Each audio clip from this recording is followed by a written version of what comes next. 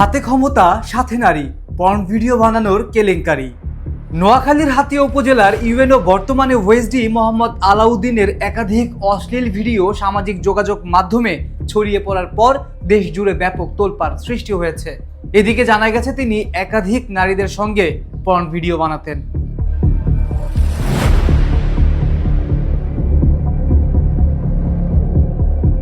হাতিয়ার ইউএনও আলাউদ্দিন সামাজিক মাধ্যমে ছড়িয়ে পড়া ভিডিওগুলোকে সম্পূর্ণ ভুয়া বলে দাবি করেছেন। তিনি জানান, পূর্বের কর্মস্থলের কিছু বিরোধের জেরে কেউ কৃত্রিম বুদ্ধিমত্তা এআই প্রযুক্তি ব্যবহার করে তাকে নিয়ে ভুয়া ভিডিও তৈরি করে অপপ্রচার চালাচ্ছে। ইউএনও মোহাম্মদ আলাউদ্দিনকে ঘিরে একাধিক ভিডিও সামাজিক মাধ্যমে ছড়িয়ে পড়েছে, যেগুলোর দৈর্ঘ্য 9 থেকে 18 মিনিট পর্যন্ত। এসব ভিডিও ঘিরে নানা আলোচনা সমালোচনা চলছে। অনেকের মতে তিনি এ ধরনের কর্মকাণ্ডে জড়িত ছিলেন।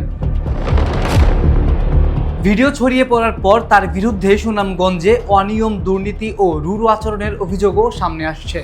অভিযোগ রয়েছে দায়িত্ব পালনকালে ক্ষমতার অপব্যবহার করে সাধারণ মানুষকে হয়রানি করেছেন। এদিকে সুনামগঞ্জে তার বিরুদ্ধে ওঠা বিভিন্ন অভিযোগের বিষয়ে মঙ্গলবার যোগাযোগের চেষ্টা করা হলেও তার মোবাইল ফোন বন্ধ পাওয়া যায়। দেশব্যাপী ব্যাপক আলোচনার মুখে মঙ্গলবার রাতেই তাকে ওএসডি করা হয়েছে। উপজেলা নির্বাহী কর্মকর্তা মাঠ পর্যায়ে সরকারের একজন গুরুত্বপূর্ণ প্রশাসনিক কর্মকর্তা, যিনি একটি উপজেলার সার্বিক কার্যক্রম পরিচালনা করেন। তারাই যদি অপকর্মে লিপ্ত থাকেন, প্রশ্ন থেকেই যায়।